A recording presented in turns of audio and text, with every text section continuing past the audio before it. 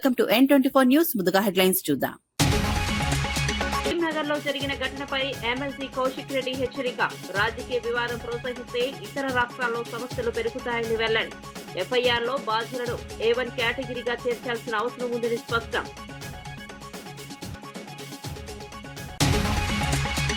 రాజకీయ హింసపై జీవన్ రెడ్డి తీవ్ర ఆందోళన. బీసీ కాంగ్రెస్ టీఆర్ఎస్ నేతలపై జరిగిన దాడులను ఖండించిన వైనం. స్థానిక భద్రత కోసం ప్రభుత్వ యంత్రాంగం కఠిన చర్యలు తీసుకోవాలని డిమాండ్. ప్రజలకు ప్రభుత్వం పట్ల విశ్వాసం పెంపొందించేందుకు చర్యలు అవసరమని వ్యాఖ్య. ముఖ్యమంత్రి స్థానానికి విజయ్కు అవకాశం ఇవ్వాలని సూచన. రాష్ట్రంలో స్థిరత్వం కోసం సమయానికి చర్యలు తీసుకోవాలని హెచ్చరిక. కేంద్రం, రాష్ట్రపతి, ప్రధాని చర్చ లేకపోతే పరిస్థితులు మరింత అస్తవ్యస్తమవుతాయని వ్యాఖ్య. హైదరాబాద్ నాంపల్లిలో ఘోర హత్య. ఘటనలో 4 నిందితులు అరెస్ట్. నోట్లో గుడ్డ కుక్కి చంపి చేతులు కట్టేసి మహిళ హత్యకు పాల్పడ్డారని వెల్లడి. 2 నెలల నుంచి పోలీస్ అప్రమత్తత అంటూ కేసు పటిష్టంగా పరిశీలించబడుతోందని వ్యాఖ్య. సీఎం రేవంత్ రెడ్డి కొడంగల్లో ట్రాన్స్ఫర్మేటివ్ ప్రాజెక్టు ప్రారంభించారు. శ్రీ వెంకటేశ్వర స్వామి ఆలయం పునర్నిర్మాణానికి భూమి పూజ నిర్వహించారు. ప్రాజెక్టు ద్వారా ప్రాంతంలోని విద్యార్థులు, సాధారణ ప్రజలు లాభపడతారు. లక్ష్యంగా 300 అడుగుల రోడ్డు కాజ్గి నుండి షాంబాదాబాద్ వరకు నిర్మాణం చేపట్టారు. లక్ష్యం కొడంగల్ను సమగ్ర విద్యా హబ్ గా మారుస్తూ రాష్ట్రంలో ప్రతిష్టాత్మక స్థానంలో నిలిపివేయడం. సీఎం వాణిలో రాజకీయాలు 2034 వరకు పక్కన పెట్టి ప్రజల సంక్షేమం కోసం పనిచేయమని ఆకాంక్షించారు. ప్రాంతీయ వనరుల సద్వినియోగం, సామాజిక విద్యా అభివృద్ధిని కలిపి మోడల్ కాన్స్టిట్యూషన్ గా మార్చే ప్రణాళికను వివరించారు. కొడంగల్లో రాబోయే కార్యాచరణలో ప్రజల జీవిత ప్రమాణాలను మెరుగుపరుస్తాయని, భవిష్యత్తులో మరింత సమృద్ధి సాధించేందుకు ఇది కీలకమని తెలిపారు. Medical college, engineering college, degree college, polytechnic college, ఐటీఐలు, అదే విధంగా సైనిక్ స్కూళ్ళ నుంచి మొదలు పెడితే అన్ని 220 ఎకరాల లగచర్ల ప్రాంతంలో ఒక ఎడ్యుకేషనల్ హబ్. హైదరాబాద్ వాళ్ళు కూడా మెడిసిన్ చదవాలంటే కొడంగల్కి వచ్చేటట్టు. ఆనాడు రాష్ట్రం నలుదిక్కులో మనం పోయేటోళ్ళం చదువుకోవాలంటే. ఈనాడు రాష్ట్రం నలుమూలల నుంచి మంచి చదవాలంటే కొడంగల్కు పోవాల్సిందనే విధంగా ఈ రోజు విద్యాశాఖను తీర్చిదిద్ది ఈ రోజు కేజీ నుంచి పీజీ వరకు, పాలిటెక్నిక్, ఐటీఐ నుంచి ఇంజనీరింగ్ కాలేజ్ వరకు, నర్సింగ్ కాలేజ్ నుంచి మెడికల్ కాలేజ్ వరకు ఈ రోజు కొడంగల్కు మనం తెచ్చుకున్నాం. అత్యంత వేగంగా పనులు జరుగుతున్నాయి. సంవత్సరంన్నర తిరిగే లోపల ఇవాళ ఈ పనులను మనం పూర్తి చేసుకోవడానికి అవకాశం ఉంది. కాబట్టి మిత్రులారా, ఇవాళ తెలంగాణ రాష్ట్ర ముఖ్యమంత్రి అంటే కుటుంబ పెద్ద లాంటి పదవి. చిన్న వయసులోనే పెద్ద బాధ్యత నా భుజాల మీద పెట్టింది ప్రజలు, అదేవిధంగా మా నాయకులందరూ కలిసి. కాబట్టి ఆడ కూర్చున్న వాళ్ళని కానీ చాలా మందిని పేరున ఊర్లో 30-40 మందిని పేర్లతో పిలిచేటంత పరిచయాలు నాకున్నాయి. ఎప్పుడు మిమ్మల్ని కలవాలని, మీ మధ్యలో ఉండాలని ఎప్పటికప్పుడు నాకు ఆలోచన ఉంటుంది, కోరిక ఉంటుంది. కానీ రాష్ట్ర స్థాయి సమస్యల్ని పరిష్కరించి రాష్ట్రం నలుమూలలో తిరిగే ప్రయత్నంలో కొంత సమయం కొడంగల్కు వచ్చే దాంట్లో కొంచెం వెనక ముందు అవుతుంది. మీరే కథానాయకులై గ్రామాన రాజకీయాలు పక్కన పెట్టుండ్రి. ఎన్నికలు వస్తుంటాయి, పోతుంటాయి. 75 ఏళ్ల నుంచి ఎన్నోసార్లు పోటీ చేసినాం. ఎన్నోసార్లు గుడన్న గెలిచింది, లేకపోతే గడన్న గెలిచింది. ఎవరు గెలిచినా అధికారంలో మనం లేకపోవడం వల్ల, కొడంగల్కు పెద్ద కుర్చీ లేకపోవడం వల్ల మనకు నీళ్లు తెచ్చుకోలేకపోయినాం, నిధులు తెచ్చుకోలేకపోయినాం, బడి తెచ్చుకోలేకపోయినాం, గుడి కట్టుకోలేకపోయినాం. మరి ఇవాళ మీ ఆశీర్వాదంతో పెద్ద కుర్చీ కొడంగల్కు కదిలొచ్చింది. మరి ఈ 10 ఏళ్ళు మీరందరు కలిసికట్టుగా ఉండాల్సిన అవసరం ఉంది. మళ్ళా 100 ఏళ్ళు రాజకీయం చేసుకుందాం. 2034 వరకు మన కొడంగల్ నియోజకవర్గంలో రాజకీయాలు, గుంపులు, గ్రూపులు పక్కన పెట్టండి. మనం కలిసి కట్టుగా పని చేసుకుంటేనే రాష్ట్రానికి, దేశానికి ఆదర్శంగా కొడంగల్ని మనం తీర్చిదిద్దుకున్న వాళ్ళం అవుతాం. ఇవాళ దేశంలో ఒక నియోజకవర్గం ఎట్లా అభివృద్ధి జరగాలి అని అంటే కొడంగల్ పోయి చూసి రావాలి అని అనుకునేటట్టు ఉండాలి. గానే మా కిషన్ నాయక్ ఉన్నాడు, సార్ మా ఊరికి కరెంటు లేదు, సబ్స్టేషన్ ఇస్తే నీకు మంచిగా ఏంది యాటను కోసి దావత్ ఇస్తాను. మరి ఆయన ఒక సబ్స్టేషన్ కోసం ఎక్కడెక్కడనో తిరిగి కన్నోళ్ళ కాళ్ళు పట్టుకొని ఆయన తెచ్చిన. ఇవాళ ఒక్కటి కాదు 100 కావాలంటే మనం సంతకం పెట్టుకుంటే అయితే ఒక్క సబ్స్టేషన్ కోసం ఆయల్ల కన్నమ్మ కష్టాలు పడాల్సి వచ్చిందారే మా కిషన్ నాయక్ అడిగే మరి ఎట్లనైనా చేయాలి కదా ఆ తండాలకు అని. మరి ఆయల్ల సబ్ స్టేషన్ తెచ్చుకున్నాం. ఒక్కటి తెచ్చుకుంటే పెద్ద విజయం అన్నట్టు అనిపించింది. ఇవాళ 400 kV సబ్ స్టేషన్ పరిగికి తెచ్చుకున్నాం. ఇవాళ పెద్ద ఇండస్ట్రియల్ పార్క్ 2000-3000 ఎకరాలల్లా పెద్ద పెద్ద పరిశ్రమలు దేనికే ఇవాళ మనము లగచర్ల దగ్గర మనం పెద్ద పరిశ్రమలే కట్టుకుంటున్నాం.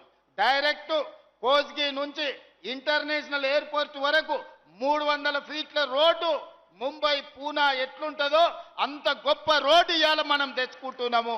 ఇవాళ కొడంగల్ చౌరస్తా ఆ ఎల్ల ఎట్లుండే ఇవాళ ఎట్లా తయారవుతుంది. ఆ ఎల్ల ఈ గుడికాడికి వస్తే ఎన్ని సందులు, ఎన్ని గొంతులు, ఎన్ని గుంతలు ఎట్లుండేనో మీరందరూ చూసారు. ఇవాళ మనం కట్టుకోబోతున్న గుడి నమూనా ఆ పక్కన కనిపిస్తుంది. అందుకే మిత్రులారా, ప్రతి ఊర్లో చిన్న చిన్న సమస్యలు ఉంటాయి, భిన్నమైన అభిప్రాయాలు ఉంటాయి, అక్కడక్కడ భేదాభిప్రాయాలు కూడా ఉంటాయి. కానీ నా సూచన ఒక్కటే, రాజకీయాలకు అతీతంగా మనం వ్యవహరించాలి. మనందరం కలిసికట్టుగా ఉండాలి. మీరందరూ కలిసికట్టుగా ఉంటే ఎన్ని వందల కోట్లైనా ఇవాళ మన దగ్గరికి తెచ్చుకునే పరిస్థితి మన చేతిలో ఉంది. తెలంగాణలో ప్రభుత్వ నివాస కార్యాచరణ క్రమంగా వేగవంతమవుతోంది. ఆగస్టు 15 నాటికి 2.5 లక్షల గృహప్రవేశాలు పూర్తి చేయాలని ముఖ్యమంత్రి చంద్రబాబు నాయుడు అధికారులను ఆదేశించారు. డిసెంబర్లో మరో 2.4 లక్షల ఇళ్లు అందుబాటులో ఉండేలా ఏర్పాట్లు చేస్తున్నారు. గ్రామీణ ప్రాంతాల్లో 3 సెంట్లు, పట్టణ ప్రాంతాల్లో 2 సెంట్ల క్రమంలో గృహాలు ఇవ్వాలని అధికారులు సూచించారు. విజయవాడలో 60,000 నివాసిత స్థలాలను క్రమబద్ధీకరించడం, వేరే ప్రాంతాల్లో నివాసాల సమీకరణ చేయడం ముఖ్యమైన లక్ష్యం. ప్రభుత్వ కార్యాచరణలో స్థానిక పాలక అధికారులు, కలెక్టర్లు సమన్వయం చేస్తూ ప్రజలకు సరైన సేవలు అందించాలి. నివాసితుల భవిష్యత్తు, కుటుంబ స్థిరత్వం, జీవన ప్రమాణాలను మెరుగుపరచడమే ఈ కార్యాచరణ ప్రధాన లక్ష్యమని తెలిపారు. 2 సెంట్లు బదులు 3 సెంట్లు కావాలంటే వాళ్ళు మోడిఫికేషన్ చేసి ఎగ్జిస్టింగ్ లేఅవుట్ లో అది కూడా ఇవ్వండి. ఈ 2 ఎక్సర్సైజ్లు అయిన తర్వాత బ్యాలెన్స్ బెనిఫిషరీస్, బ్యాలెన్స్ ఎవరైతే ఉన్నారో రిమైనింగ్ బెనిఫిషరీస్, కొంతమందికి అక్కడ ఉండడానికి కూడా విల్లింగ్ లేదు, కొంతమంది కొత్త వాళ్ళు ఉన్నారు. వీళ్ళని ఒకసారి ఎస్టిమేట్ చేయండి. ఎస్టిమేట్ చేసి ఇప్పటికీ ఏదైతే ఉందో ల్యాండ్ ఎక్కడెక్కడ మీకు పాసిబిలిటీ ఉందో డిస్ప్యూట్ లేకుండా ఇమ్మీడియట్ అక్విజిషన్ చేసి హౌస్ సైట్స్ ఇచ్చేసి ఈ హౌస్ సైట్స్ కూడా ఇండ్లు కట్టాలి. టోటల్ 10 లక్షల ఇండ్లు కట్టాలి. మీకు వచ్చేది 2 లక్షల ఇంటి జాగాలు ఇవ్వాలి. ఇవన్నీ కూడా ఉండేటన్ని అడ్జస్ట్ చేసిన తర్వాత ఎలిజిబుల్ అటు ఇటు 10,000 20,000 ఉన్నా మీరు కన్సిడరేషన్ తీసుకుంటారు. స్టాచ్యురేషన్ బోర్డుకి వెళ్తున్నాం, 100% ఇస్తున్నాం. 2 రెగ్యులరైజేషన్, ఎక్కడెక్కడ మీరు మరీ తీవ్రంగా ఉండేటి తప్ప 100% ఇవన్నీ కూడా రెగ్యులరైజ్ చేయాల్సిన అవసరం ఉంది. నేను నిన్న మొన్న కూడా రివ్యూ చేశాం. సిసిఎల్ఏ అండ్ చీఫ్ సెక్రటరీ గారికి చెప్తున్నా, 60,000 మందికి పట్టాలు ఒక్క విజయవాడలో ఇచ్చే అవకాశాలున్నాయి. ఇదే మరిగా విశాఖపట్నంలో ఒక 20-30-40 వేలకు అక్కడ కూడా ఇచ్చే అవకాశం ఉంది. ఒక 10,000-15,000 ఇలాంటి చాలా గ్రామాలు, ఈవెన్ గుంటూరు 22 ఏకం చాలా ల్యాండ్స్ ఉన్నాయి. ఇవన్నీ కూడా మీరు తీసుకొని నాకు అవన్నీ కూడా క్లియర్ చేసి 100% రెగ్యులరైజ్ చేయడం మన బాధ్యత. ఏదైనా అవసరమైతే మొన్న మనం చేశాం, కొన్ని కేబినెట్ తీసుకొచ్చాం నెల్లూరులో. Same model you bring it, will accept it, will allot immediately. Collectors కూడా చొరవ తీసుకొని మీ జిల్లాలో లిటిగేషన్ ఫ్రీ కావాలంటే మీరు ఇవన్నీ చేయాలి. లేదు వాళ్ళు మీ ఆఫీస్ తెప్పించుకోవాలంటే శాశ్వతం తిరుగుతూనే ఉంటారు. లిటిగేషన్ లేకపోతే ఇన్ని పిటిషన్ రావు మనకు. కాబట్టి ఇది క్లారిటీ మళ్లీ చెప్తున్నా. 1 ఈజ్ 4,88,000 ఆన్ గోయింగ్ హౌసింగ్, 2.5 లక్షలు ఆగస్ట్ 15. 2 మిగిలిన 2,33,000 38,000 వస్తుంది. 4,88,000 అంటే అది బై డిసెంబర్. రిమైనింగ్ 10 లక్షల ఇండ్లు 2 ఇయర్స్. 2 ఇయర్స్ అంటే ఇప్పటి నుంచి నెక్స్ట్ ఇయర్ 2028 డిసెంబర్ మీరు ప్లాన్ చేసుకోండి. దీనికి కావాల్సిన హౌస్ సైట్స్. మంగళవారం కరీంనగర్ లో జరిగిన ఘటనలో బండి సంజయ్ ప్రవర్తనకు ఎమ్మెల్సీ పాడి కౌశిక్ రెడ్డి తీవ్రంగా స్పందించారు. ఇతర దేశాల్లో ఇలాంటి భాష వినిపిస్తే తగిన చర్యలు తీసుకోవాల్సిన పరిస్థితి ఏర్పడుతుందని, బండి సంజయ్ రాజకీయ వివాదాన్ని ప్రోత్సహిస్తే స్థానికంగా మాత్రమే కాకుండా ఇతర రాష్ట్రాల్లో కూడా సమస్యలు పెరుగుతాయని చెప్పారు. పోలీస్ శాఖకు సంబంధిత అన్ని ఆధారాలను అందజేసి ఎఫ్ఐఆర్లో బాధ్యుల పేర్లను A1 కేటగిరీగా చేర్చాల్సిన అవసరం ఉందని స్పష్టంగా పేర్కొన్నారు. ఈ ఘటన ప్రజాస్వామ్యానికి, రాష్ట్రంలో శాంతి భద్రతకు సవాల్ వేస్తోందని ఎమ్మెల్సీ అన్నారు. రాజకీయ నాయకుల మీద, వారి ఇండ్ల మీద, వారి ఆఫీసుల మీద దాడులు, కేసులు పెట్టడం.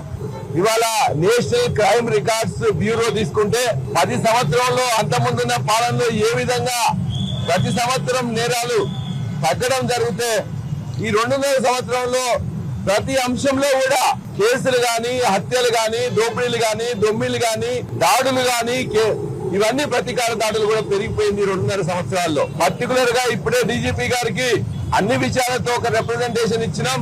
గత వారం రోజుల్లో కరీంనగర్ జిల్లాలో, కరీంనగర్ హెడ్ క్వార్టర్స్ లో జరుగుతున్న శాంతి భద్రతల పరిస్థితి ఏ విధంగా కూడా చెప్పినాం. అదే విధంగా పోలీసుల యొక్క నిర్లిప్తత, చేతగానితనం ఒకవైపు, రెండో వైపు అక్కడున్న కేంద్ర హోంశాఖ సహాయ మంత్రిగా ఉన్న బండి సంజయ్ గారే స్వయంగా అనాగరికంగా ప్రవర్తిస్తా ఉన్నారు. ఒకవైపున మాట్లాడడం, రెండో వైపు మాట్లాడిన తర్వాత ఇతరులు మాట్లాడితే తన యొక్క కార్యకర్తలతో, గుండాలతో ఇవాళ గంగుల కమలాకర్ గారి ఆఫీస్ మీద దాడి, పాడి కౌశిక్ రెడ్డి ఆఫీస్ మీద దాడి. కౌశిక్ రెడ్డి గారిని ఇవాళ ఎలిమినేట్ చేయాలి, చంపాలనే ఉద్దేశంతో వాళ్ళందరూ అక్కడికి వచ్చి పెట్రోల్ బాంబులతో, పెట్రోల్ తో, మ్యాచ్ బాక్సులతో వచ్చి చిన్న ప్రయత్నం చేయడం. మేము అడుగుతున్నాం, అంతకుముందు గంగుల కమలాకర్ గారు, కేటీఆర్ గారు, కౌశిక్ రెడ్డి గారు, అక్కడ నాయకులందరూ కూడా ప్రశ్నించారు. సిపి ఆఫీస్ కి, బండి సంజయ్ ఇంటికి 2-3 నిమిషాల దూరంలో ఉండే జ్యువెలర్స్ మీద దాడి చేసి 4గురిని పట్టబగలు కాల్పులు జరిపితే ఇప్పటిదాకా పోలీసు ఒక్కరిని కూడా పట్టుకోలే. ఆ తర్వాత అలుగునూరులో ఒక అడ్వకేట్ మీద వెపన్స్ తో దాడి చేస్తే, దాడి జరిగిందని చెప్తే కూడా కేసు పెట్టలే. చివరికి అతను ఇవాళ హైకోర్టుకు పోయి ఒక డైరెక్షన్ తీసుకోవాల్సి వచ్చింది. అంటే ఏం జరుగుతుంది కరీంనగర్ పట్టణంలో? పోలీసులు ఎందుకు యాక్ట్ చేయట్లే? నిన్న ఇష్టం వచ్చినట్టు మాట్లాడడానికి తెలంగాణలో శాంతి భద్రతా పరిస్థితి తీవ్రమైన సమస్యగా మారింది. నచ్చని రాజకీయ పార్టీ నేతలు కార్యాలయాలు, ఇండ్లపై రౌడీలు దాడులు చేస్తున్నారు. బండి సంజయ్ వ్యక్తిగతంగా ఉద్రిక్తత కలిగించినప్పటికీ స్థానిక కార్యకర్తలు హింస క్యాంపు ప్రారంభించారు. ఎమ్మెల్యే స్పష్టంగా హెచ్చరించారు. బాధ్యులపై కఠిన చర్యలు తీసుకోవాలని, ఈ ఘటనలు రాష్ట్రంలోని సామాజిక శాంతిని ప్రమాదానికి కలిగిస్తున్నాయి. ప్రజలు భయపడకుండా తమ హక్కులను వినియోగించడానికి, ప్రజాస్వామ్య ప్రక్రియలను నిలుపుకోవడానికి పోలీసులు తక్షణమే చర్యలు తీసుకోవాలని డిమాండ్ చేశారు. డ్రగ్స్ తీసుకుండట, ఎండాకాలం కాబట్టి డ్రగ్ ప్రభావం ఎక్కువ ఉండి ఏం మాట్లాడుతున్నావు అని చెప్పని మాట్లాడిండు. ఆయన అడిగిండు, ఆయన రోజు తినేటువంటి ఒక తంబాకు గురించి ఆయన ప్రస్తావన చేసిండు. నాకు సంబంధం లేదు మొర్రో, నెత్తి మీద నోరు పెట్టుకుని రేవంత్ రెడ్డి, బండి సంజయ్ చేసిన తప్పుడు ప్రచారాన్ని నిరంతరం కేటీఆర్ గారికి తిప్పికొట్టినప్పటికీ కూడా, అవసరమైతే నా ఎంపికలు ఇస్తా, నా గోర్లు ఇస్తా, అదే నాయన నేను సిగరెట్ కూడా రాగనరా అని చెప్పని నెత్తి మీద నోరు పెట్టుకుంటే కూడా, పరమేశ్వ దావా కూడా వేసిన తర్వాత కూడా చిల్లర మల్లరగా నోటికి త్వరగా ఉన్నటువంటి వాళ్ళ లెక్క ఏది పడితే అది మాట్లాడుతుంది. మీరు డ్రగ్స్ అంటే తప్పులేదు, తంబాకు తింటున్నారు, తంబాకు తింటాడు ఆయన పెద్దమంటే, మరి తంబాకు తింటాడు అని అంటే తప్పు అంటే ఎట్లా చెప్పి తెలంగాణ సమాజం దయచేసి ఆలోచించమని కోరుతున్నా. ఏ కొడుకైనా ఒప్పుకుంటాడా? లేదా ఏ మిత్రుడైనా ఒక మా నాయకుడిని పట్టుకొని నువ్వు కేసీఆర్ కే పుట్టినవా అని చెప్పని అనేటువంటి ఔచిత్యం ఏం చెప్పండి? Is the language of civilised leader, is the language of civilised leader. And that home minister సభ్యత ఏంది, సంస్కారం ఏంది, మర్యాద ఏంది? ఎవరిని తిడుతున్నావా నువ్వు? ఆ తల్లిని తిడుతున్నావు. బుద్ధి జ్ఞానం ఉందా మీకేమన్నా? ఇది కనుక ఇటువంటి భాష మాట్లాడితే వేరే దేశాల్లో రాళ్లతో చంపుతారు మిమ్మల్ని. ఇంత అన్యాయమా? తల్లులను వదిలిపెట్టారు, భార్యలను వదిలిపెట్టారు, పిల్లలను వదిలిపెట్టారు, ఎవరు పడితే వాడు ఇష్టం వచ్చినట్టు మాట్లాడతారా? రాజకీయాల కోసం సభ్యత లేదా, సంస్కారం లేదా, ఒక మర్యాదల లిమిట్స్ లేవా? ఏదైతే మాట్లాడతారా? టీవీలలో చూపెడతారని, ప్లేట్ బ్రేకింగ్ వస్తాయని, పేపర్లలో ఫ్రంట్ పేజ్ న్యూస్ వస్తాయని.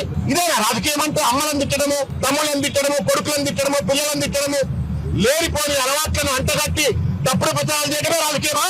మా సంజయ్ గారు చెప్పి నేను ప్రెస్ మీట్ చూసిన, నేను దమ్ము ఉంటే విద్య మీద చర్చ చేయి. ఇవాళ తెలంగాణలో దిగజారుతున్నట్టు ఒక విద్య మీద చర్చ చేయి. తెలంగాణ విద్యా వ్యవస్థలో జరుగుతున్నటువంటి ఒక కాంట్రాక్ట్ కుంభకోణాల మీద చర్చ చేయి. ఇవాళ నివారణకు గురవుతున్నటువంటి ఒక పేద వాళ్ళ యొక్క ఆరోగ్య పరిస్థితుల పైన చర్చ చేయి, హాస్పిటల్ వ్యవస్థ పైన చర్చ చేయి, నిరుద్యోగుల పైన చర్చ చేయి, కేంద్ర నిధుల పైన చర్చ చేయి. ఇవన్నీ పక్కకు పెట్టి పట్ల మొక్కల కొనుగోళ్ల పైన చర్చలు చేయమంటే డ్రగ్స్ తీసుకున్నట్టావు, అమ్మ గుట్టవా అయ్య గుట్టవా అంటావు. ఏం భాష ఇది? తెలంగాణ రాజకీయాల్లో కేటీఆర్ వ్యాఖ్యల తర్వాత ఘర్షణ ఏర్పడింది. వరంగల్లో బీఆర్ఎస్ పబ్లిక్ సమావేశంలో మాజీ మంత్రి కేటీఆర్ చేసిన వ్యాఖ్యలపై కాంగ్రెస్ నేతలు తీవ్రంగా స్పందించారు. ప్రభుత్వ విభాగాలన్నీ వ్యవహరించినట్లు రైతు రుణమాఫీ 20,000 కోట్లకు పైగా అమలైందని, కేటీఆర్ అబద్ధాలుగా ప్రజలను కలతలో పడేశారని ఆవేదన వ్యక్తం చేశారు. కాంగ్రెస్ నేతలు కేటీఆర్ కు ప్రతిఘటనగా రాష్ట్రంలోని ఏ గ్రామంలోనైనా వెళ్లి నిజమైన రుణమాఫీ అమలును పరిశీలించమని సవాల్ విసిరారు. ప్రభుత్వ పనితీరును పోల్చాలని, ప్రజలకు న్యాయం జరిగిందో లేదో చూపించాలని చెప్పారు. 2014 నుంచి 18 కానీ 2018-23 మధ్యలో కానీ మీరు రైతులకు 2014 లక్షల రూపాయల రైతు రుణమాఫీ చేస్తామని చెప్పి రైతులను మోసం చేసింది మీరు. 2018లో మళ్ళీ 1 లక్ష రూపాయల రైతులకు రుణమాఫీ చేస్తామని చెప్పి ఏకకాలంలో చేస్తామని చెప్పి ప్రభుత్వానికి వచ్చిన తర్వాత అసలు రైతులకు 1 లక్ష రూపాయలు కాదు కదా, కనీసం ఒక్క విడతల కూడా మీరు రైతు రుణమాఫీ చేయకుండా మోసం చేసింది మీరు. మొట్టమొదటిసారిగా రుణాన్ని మాఫీ చేయొచ్చు అని చెప్పి ఆలోచన చేసింది కాంగ్రెస్ పార్టీ. రాజశేఖర రెడ్డి గారు రుణమాఫీ చేయడము, ఉచిత విద్యుత్ కూడా రైతులకు ఇవ్వాలి అని చెప్పి ఒక నిర్ణయం తీసుకోవడం చరిత్ర. మేము మీకు అక్షరాలు నేర్పిస్తే మీరు వచ్చి మాకు శుద్ధులు నేర్పే ప్రయత్నం చేస్తా ఉన్నారు. సిపి సుమతి ఇటీవల దిల్సుఖ్ నగర్ మరియు ఎల్బీ నగర్ లోని హాస్టల్ యజమానులతో భద్రతా సమావేశాలు నిర్వహించారు. సమగ్ర సెక్యూరిటీ ఆడిట్ తర్వాత హైదరాబాద్ పోలీసులు అన్ని హాస్టళ్లు పూర్తి డేటాను సేకరించారు. అన్ని హాస్టల్ ప్రభుత్వం నిర్దేశించిన భద్రతా ప్రమాణాలను పాటిస్తుందో లేదో తనిఖీ చేశారు. హాస్టల్ యజమానులు నిర్దిష్ట మార్గదర్శకాల ప్రకారం లైసెన్స్ నిర్వహించాల్సి ఉంది. కొత్త భద్రతా ప్రోటోకాల్స్ విద్యార్థులు, తల్లిదండ్రులు సురక్షిత వాతావరణంలో ఉండేలా ఖచ్చితంగా అమలు చేయబడతాయి. హాస్టల్ భద్రతా నియమాలు, ఫైర్ ఎగ్జిట్, సీసీటీవీ, రాత్రి భద్రతా గార్డులు వంటి అంశాలపై హాస్టల్ యజమానులు ఖచ్చితమైన ప్రణాళికలు రూపొందించాలని తెలిపారు. వీళ్ళు లోపలికి వచ్చినప్పుడు బయటికి పోయినప్పుడు 24 గంటలు సెక్యూరిటీ ఉండదు, కానీ ఏ రకంగా కెమెరాస్లో కనీసం వీళ్ళు క్యాప్చర్ అవుతున్నారా లేదా, వాళ్ళ దగ్గర నుంచి ఏం రికార్డు తీసుకున్నారు, రేపొద్దున లోకల్ పోలీస్కి ఏమైనా బ్యాడ్ ఇమేజ్లోనో ఇంకోటో కేసులోనో లేదంటే ఇంకో రకంగానో దొరికితే, లేదంటే పిల్లలే ఏ రకమైన క్రైమ్కి లోన్ అవుతే వాళ్ళ పేరెంట్స్కి ఇంటిమేషన్ ఎట్లా చేయాలి, దానికి సంబంధించిన రికార్డ్ ఏమైనా ఉందా, ఈ రకంగా. తర్వాత ఈ పర్టికులర్ హాస్టల్ సెక్టర్ ఏ సెక్టర్లో వస్తుంది, ఏ బ్లూ కోట్స్ ఆఫీసర్ దీనికి ఇన్ఛార్జు, ఏ పెట్రోల్ ఆఫీసర్ ఈ ఏరియాకి ఇన్ఛార్జు, ఈ రకంగా security audit of each hostel చేయబడింది. సో ఇట్లా చేయడం వల్ల మా దగ్గర బ్యూటిఫుల్ డేటాబేస్ ఉంది ఇప్పుడు. అంటే ఎవరు వచ్చినా పోయినా పోలీస్కి ఈ ప్రాంతంలో ఈ 30,000 మంది యొక్క కంప్లీట్ చిరునామా పోలీస్ దగ్గరికి మేము తీసుకొని రాగలిగిన. That is the first step towards safety. ఈ తర్వాత నెక్స్ట్ ఏమిటి, నెక్స్ట్ మేము డైరెక్ట్గా వచ్చి కొట్టడం ఉండదు, తిట్టడం ఉండదు, ఏం చేయము. Now we will use on this data technology వాడి మేము ఖచ్చితంగా అదే పర్టికులర్ పర్సన్ ఎన్నిసార్లు ఈ ఏరియాలో ఆఫ్టర్ ఎ సర్టన్ టైం, అంటే ఎస్టాబ్లిష్మెంట్స్ క్లోజర్కి ఒక టైం ఉంది, 1 o'clock తర్వాత వీళ్ళకి ఏం పని ఉంది, దే ఆర్ నాట్ వర్కింగ్, వాళ్ళు అక్కడ తిరగాల్సిన అవసరం లేదు. నాట్ దట్ 100 మందిని మేము పట్టుకోలేము, బట్ ఖచ్చితంగా టెక్నాలజీతో రిపీటెడ్గా వచ్చే వాళ్ళని మాత్రం ఖచ్చితంగా లోకల్ పోలీస్ అప్రిహెండ్ చేయడం చేసే కౌన్సిల్ చేస్తారు కొన్ని రోజులు. ఇప్పుడు street prostitution is not our issue. First thing is ఆ రోజు నేను నైట్ చూస్తే ప్రతి వెహికల్ మీద ట్రిపుల్స్ ఆర్ 4 people, అందరూ 15 ఏళ్ళ నుంచి 18 ఏళ్ళ వాళ్ళు, లేదంటే మధ్య వయస్కులు కూడా చాలా మంది ఉన్నారు. సో దీన్ని మనం కొంతవరకు రెస్ట్రిక్ట్ చేయడానికి మాకు ఈ సెక్యూరిటీ ఆడిట్ చేయడం వల్ల లోకల్ పోలీస్కి కొంత ఛాన్స్ ఉంటుందని అనుకున్నాము. కాకపోతే మేము ఒక్కరమే చేయలేము కాబట్టి డిఫరెంట్ స్టేక్ హోల్డర్స్ దీంట్లో ఉండాలి. కాబట్టి ఇప్పుడు ఈగల్ వాళ్ళు మేము ఈ ఏరియా ఒక హాట్స్పాట్గా గుర్తించాం కాబట్టి ఖచ్చితంగా టెస్ట్ చేస్తారు. They are going to come in to this area. ర్యాండమ్గా ఎప్పుడైనా వచ్చి ఎవరినైనా పట్టుకుంటే వాళ్ళు ఏమన్నా కన్జ్యూమ్ చేశారా అన్న టెస్ట్ కిట్స్ వాళ్ళ దగ్గర ఉంటాయి. So they are going to do that test. Not that మీకు కనపడాలని లేదు, చాలా అన్అబ్ట్రూజివ్గా. ఆ రోజు నేను వచ్చింది ఎవరికి తెలీదు, అదేదో 4 రోజుల తర్వాత ఎవరో ఎక్కడి నుంచో తీసి ఇట్లా. ప్రజాశాంతి పార్టీ అధ్యక్షుడు డాక్టర్ కేఏ పాల్ అమెరికా పర్యటనలో తమిళనాడు రాజకీయాలపై కీలక వ్యాఖ్యలు చేశారు. ముఖ్యమంత్రి స్థానానికి విజయ్ను అవకాశం ఇవ్వాలని, గవర్నర్ అందుబాటులో లేకపోతే భారత రాష్ట్రపతి, ప్రధాని మరియు కేంద్ర హోంమంత్రి తక్షణమే స్పందించాలని డిమాండ్ చేశారు. రాష్ట్రంలో రాజకీయ స్థిరత్వం కోసం సమయానికి చర్యలు తీసుకోవాలని, రాష్ట్రపతి నియమితులు రాజ్యాంగపరంగా వ్యవహరించకపోతే భవిష్యత్తులో పరిస్థితులు మరింత అస్తవ్యస్తం అవుతాయని తెలిపారు. డాక్టర్ పాల్ వ్యాఖ్యలు ఆంధ్రప్రదేశ్, తెలంగాణ, తమిళనాడు రాజకీయాలపై ప్రభావం చూపవచ్చని విశ్లేషకులు సూచిస్తున్నారు. Churches being destroyed, mosques being destroyed, shops being destroyed, and hundreds of millions around the world are watching. I am in America. I've asked my good friends today, President Trump and Speaker Johnson, to let me go to India. But because we are in the final stage of Iran peace deal to save the whole world, I'm unable to come. Actor Vijay, God is with you, I am with you, truth is with you, country is with you, people are with you. I know justice will be done. There are enough seats. You won 108 and you have 12 more almost. You will be the next chief minister. We are watching this. God bless you. అర్థమైందా? తెలుగు మిత్రులారా అందరూ ప్రార్థించండి. మహారాష్ట్రలో, ఇతర రాష్ట్రాల్లో గవర్నర్లు ఇంతకంటే తక్కువ వచ్చిన వారికి ఎంత అవకాశం ఇచ్చి గవర్నమెంట్ ఫార్మ్ చేయబడినప్పుడు మరి యాక్టర్ విజయ్కి ఈ తమిళనాడు గవర్నర్ ఎందుకు ఇంత డ్రామా ఆడుతున్నాడని అందరూ చర్చిస్తున్నారు. నేను అమెరికాలో ఉన్నా. ఆంధ్రప్రదేశ్ ఆరోగ్య శాఖ మంత్రి సత్యకుమార్ యాదవ్ తిరుపతి తాతయ్యగుంట గంగమ్మకు దర్శనమిచ్చారు. జాతర ఉత్సవాల్లో భాగంగా అమ్మవారికి సారె సమర్పించి రాష్ట్ర ప్రజల సంక్షేమం కోసం ప్రత్యేక పూజలు నిర్వహించారు. ఈ కార్యక్రమంలో స్థానిక భక్తులు, ప్రజలు పెద్ద ఎత్తున పాల్గొన్నారు. మంత్రి సత్యకుమార్ యాదవ్ భక్తులకు తన కృతజ్ఞతలు తెలిపారు. రాష్ట్రంలోని ప్రజల సంక్షేమం కోసం ప్రభుత్వ విధానాలు కొనసాగుతాయని, సమాజంలో సమానత్వం, పౌరుల సంక్షేమం కోసం చర్యలు తీసుకుంటామని అన్నారు. ఈ కార్యక్రమం ఆధ్యాత్మిక వాతావరణాన్ని పెంచుతూ ప్రజల్లో భక్తి, సంప్రదాయ భావాన్ని పెంచింది. భక్తులు ఈ ఉత్సవంలో పాల్గొని దేవతకు నిత్య సర్వ పూజలు చేశారు.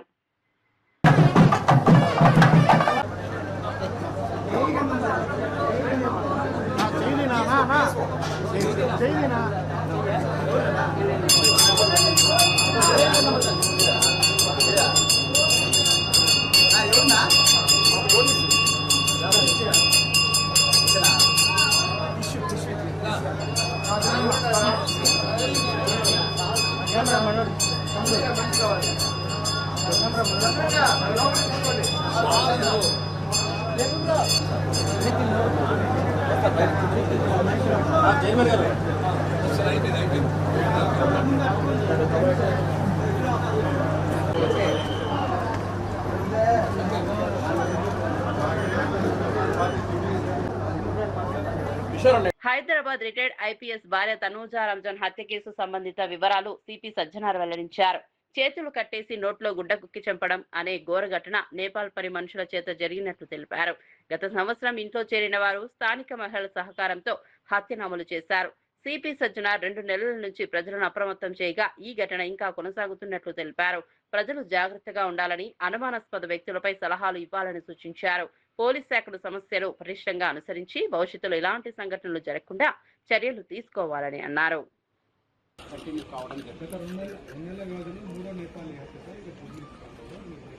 అందుకు నేను ప్రజలందరూ కూడా మనం ఇంటికి వెళ్ళి ప్రచారం చేయడం జరుగుతుంది. నేపాలీస్ పట్ల మీరు అందరూ కూడా అప్రమత్తం ఉండాలి. ఎందుకంటే ఇంత పోలీస్ చెప్పిన తర్వాత కూడా మళ్ళీ మీ ఇంట్లో పెట్టుకున్నారు. వాళ్ళు ఎవరు ఏమన్నా చూడరు, వాళ్ళు అవకాశం కోసం చూస్తుంటారు.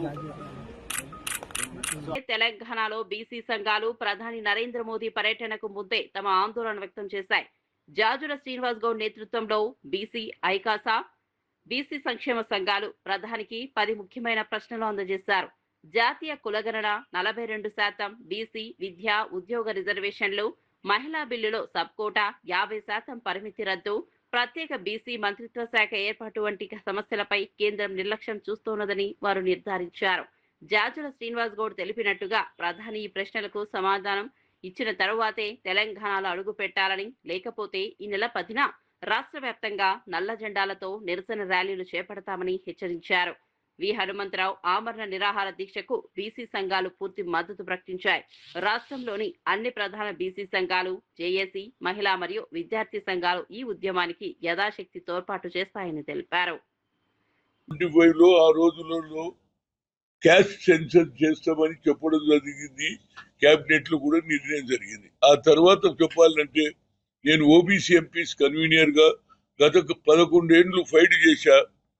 కానీ ఐఐటి ఐఐఎంలో రిజర్వేషన్ కావాలని కోరినప్పుడు సుప్రీంకోర్టు పోయి కొందరు వ్యతిరేకం చేస్తే మాకు రిజర్వేషన్ రాకుండా ఎవరైతే అగ్రకులాల ఆలోచనతోటి మాకు నష్టం జరిగింది. అప్పుడు నేను సోనియా గాంధీ దగ్గర పోయిన, madam talent is not anybody's property ma'am, God has given to everybody but we should give opportunity. We are coming from Telugu, Malayalam, Tamil, all language. Talent మా దగ్గర ఉందంటే ఏం చేయాలి మేడం?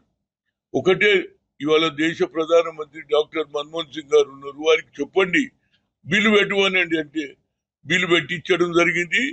ఎక్కువ సంఖ్యలో ఇప్పటికే 60% ఉన్నటువంటి జనాభా ఇక్కడనే కాదు యావత్ భారతదేశంలో బీసీల సంఖ్య అత్యధిక ఉంది. దాని తర్వాత ఎస్సీ ఎస్టీ మైనార్టీలు కూడా ఉన్నారు కనుక వాళ్ళందరూ కూడా ఎంపీలు మాకు మద్దతు ఇవ్వడం వల్ల ఇవాళ 80 కోట్ల మంది బీసీ జనాభా గల వాళ్ళు ఇన్ని సంవత్సరాలకు ఒక బీసీ అంతకుముందు ఉన్నా కానీ ఒక బీసీ ప్రధానమంత్రి బీసీలకు ఏదో చేస్తా అనేటువంటి నెపంతో వస్తున్నాడు. మనం అందరం కూడా వేయాలని చెప్పి పార్టీలకు అతీతంగా ఇలా ఆయనకు ఓట్లేసి హైయెస్ట్ మెజార్టీతో గెలిపించుకున్నారంటే ఈ దేశానికి ఒక బీసీ ప్రధానమంత్రిగా డిక్లేర్ చేసినందుకు మాత్రమే. అది కూడా ఆ పార్టీ కూడా తెలుసు. కానీ పార్టీకి ప్రధానమంత్రి అయ్యి పార్టీకి లాభం అయింది కానీ ప్రజలకి ఏం లాభం కాలే. బీసీ ప్రజలకు ఏం కాలేదు, తెలంగాణకు అసలు కాలేదు, బీసీ ప్రజలకు అసలు కాలేదు. ఒక మంత్రిత్వ శాఖ ఇవ్వమంటే ఇవ్వలేదు. బీసీల మంత్రిత్వ శాఖ 80 లక్షల కోట్ల బడ్జెట్లో 2000 కోట్ల. ఎంత సిగ్గు అంటే అది చెప్పుకోవడానికి. ఒక బీసీ ప్రధానమంత్రి చేతిలో ఉంది, ఎవరు ఆబ్జెక్షన్ చెప్పరు. ఒక బడ్జెట్ కేటాయింపు లేదు, విద్యా ఉద్యోగాల అవకాశం లేదు, నామినేటెడ్ పోస్టుల అవకాశం లేదు. చివరకు ₹1 ఖర్చు కానటువంటిది ఒక కాలం 34 కాలం పెట్టి బీసీ కుటుంబాల సంఖ్య ఎంత అని పెడితే చాలంతే. ప్రకటించి పెట్టలేదంటే బీసీలను నట్టేట ముంచినట్లే, మోసం చేసినట్లే. ఏం చెప్పినా ఎవరు నమ్మరు. ఎన్నో సంవత్సరాల తర్వాత మేము ఏదో వేస్తామన్నారు కదా, జనాభా లెక్కలు అడ్డం వచ్చినాయి. ఇవాళ ఏ రాష్ట్రంలో కూడా ప్రతి రాష్ట్రంలో రిజర్వేషన్ ఇస్తే హైకోర్టులు కొట్టేస్తా ఉన్నాయి, సుప్రీంకోర్టులు కొట్టేస్తా ఉన్నాయి. ఎందుకంటే మీ జనాభా ఎంత ఉందో సెన్సెస్లో లేదు, ఎట్లా ఇస్తావు ఇంత పర్సెంటేజ్ అని. మరి ఇది తెలిసినా కూడా రాష్ట్రాలకు మీరు అధికారాలు ఇవ్వరు, మీ చేతిలో పెట్టుకుంటారు. మరి అవకాశాన్ని ముందు మరిన్ని అప్డేట్స్ కోసం చూస్తూనే ఉండండి.